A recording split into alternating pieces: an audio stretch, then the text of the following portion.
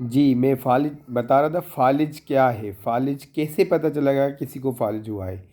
तो किसी के भी अचानक किसी जिस्म का हिस्सा काम छोड़ जाए, मिसाल के तौर पे कि उल्टी साइड बाजू और टांग दोनों काम छोड़ जाएं अचानक, नंबर वन। या सिर्फ टांग काम छोड़ जाए या सिर्फ बाजू काम छोड़ जाए। चेहरे पे टेढ़ापन आ जाए, ठीक है, इस तरह कोई एक साइड पे चेहरे पे टेढ़ापन आ जाए, या पूरे फेस पे, या नज़र अचानक चली जाए, या जो नज़र हम देखते हैं सी सामने, आप सामने देख रहे हो लेकिन वो एक तरफ पे जो है ना उनकी नज़र चली जाए, फिक्स हो जाए। बोलने में तकलीफ़ हो, डिफ़िकल्टी हो, या बोलना चला जाए, ये सारी चीज़ें एक साथ हों तो बहुत बड़ा फालिज होता है। लेकिन अगर इनमें से सिर्फ़ एक बाजू काम छोड़ देती है, या एक टांग काम छोड़ देती है, या सिर्फ चेहरे पे असर आता है, तो चांस है कि फालिज कम हुआ। लेकिन पूरी अगर एक साइड काम भी छोड़ रही है, चेहरे पे टेढ़ापन भी आ गया है, नज़र में टेढ़ापन आ गया है, या बोलना बंद हो गया है, तो ये बड़ा फालिज है।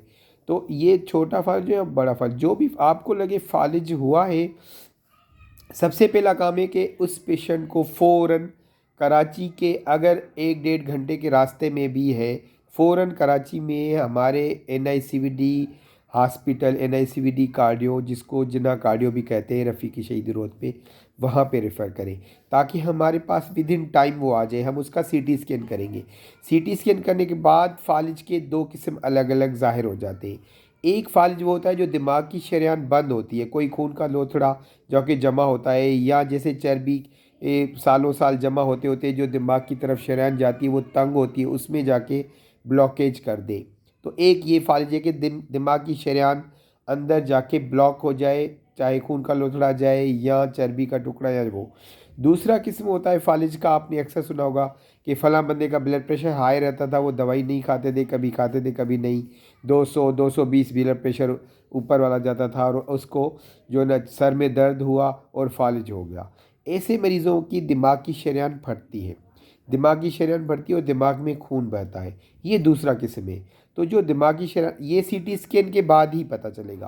तो पहले तो मरीज़ फ़ौरन आए, हम CT स्कैन करते हैं। CT स्कैन में अगर के दिमागी शरेयान बंद है, जैसे दिल की शरेयान बंद होकर हार्ट अटैक होता है, तो हम फ़ौरन उसकी एंजियोग्राफी दिमाग की करके वो जो शरेयान ब्लॉक है या 100% बंद है, जो खून का लोथड़ा गया है, उसको हम निकालते हैं, दिमाग में खून का बहाव आ जाता है।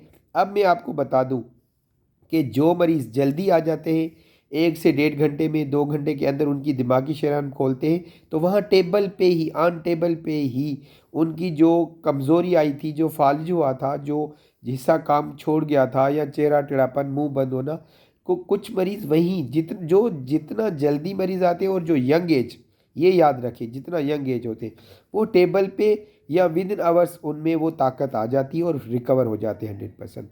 जैसे जैसे टाइम ज़्यादा होता है वैसे वैसे रिकवरी उनमें भी आती है, लेकिन उनमें फिर कुछ दिन या हो सकता है महीनों लग जाए। तो टाइम इज़ ब्रेन।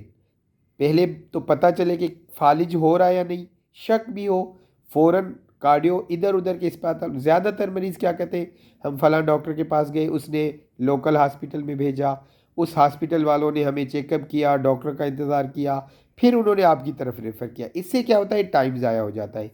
तो ये मेरे वीडियो बनाने का सिर्फ़ और सिर्फ ये मकसद है कि पहले तो लोगों को, काफ़ी लोगों को पता ही नहीं चलता कि फालिज हो रहा है या क्या हो रहा है, उनको समझ में नहीं आता। तो इस तरह की निशानियाँ जब भी आपको लगे, तो फालिज का शक भी हो, उसको फ़ौरन एम्बुलेंस करा के, या अगर एम्बुलेंस दूर है तो अपनी गाड़ी जो भी NICVD में भेजें, ताकि वो वाले मरीज़ जिनको फालिज हुआ है और दिमाग की शरेयान बंद हुई है, और वो हमारे पास 6 घंटे के आ जाए, तो हम उनका इलाज करें।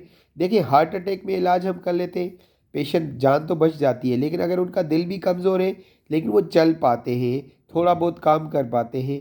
लेकिन फालिज का ये सबसे बड़ा है कि अगर घर में एक ही कमाने वाला बंदा है, उसको फालिज हो गया, अब वो फालिज से ज़िंदगी तो बच गई, लेकिन अगर वो सारी ज़िंदगी बिस्तर पे रहेगा, तो न सिर्फ वो जो जिनके लिए कमा रहा था उनकी कमाई का ज़रिया भी ख़त्म हो गया, बल्कि जो घर वाले जिनको कमा के दे रहा था उनको उल्टा उसको टाइम देना पड़ेगा, उसकी परवरिश के लिहाज से उनको हॉस्पिटल ले जाने के लिए, बार बार चेकअप ले जाने के लिए, या जो ज़रूरी ज़िंदगी के जो जो स्टेप्स होते हैं, वाशरूम ले जाना, खाना खिलाना, तो वो डिपेंडेंट हो जाता है। इस लिहाज से फालिज के मरीज़ और ज़्यादा अहमियत रखते हैं, ख़ास करके वो लोग जिन पे और घर वाले डिपेंडेंट हैं।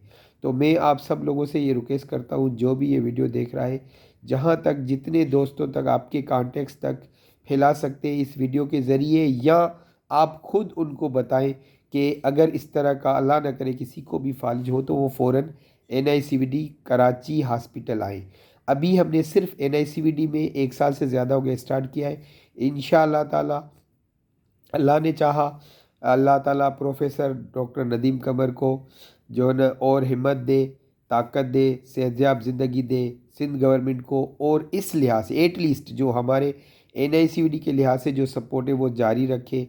लोग जो हमें हमारे हॉस्पिटल को सपोर्ट करते हैं आज भी, जो आप समझ लें कि हेडन में या जो अपना नाम भी ज़ाहिर नहीं करते, अब हमारे NICVD को डोनेशन देते हैं, अल्लाह ताला उनको जो न और हिम्मत दे, ताकि ये पहले हार्ट अटैक का इलाज फ्री था जान बचाने वाला, अब फालिज वाला भी है, ये हमेशा कायम व दायम रहे और ये अस्पताल हमेशा इसी तरह सर्व करता रहे। तो अपनी दुआ में याद रखिएगा।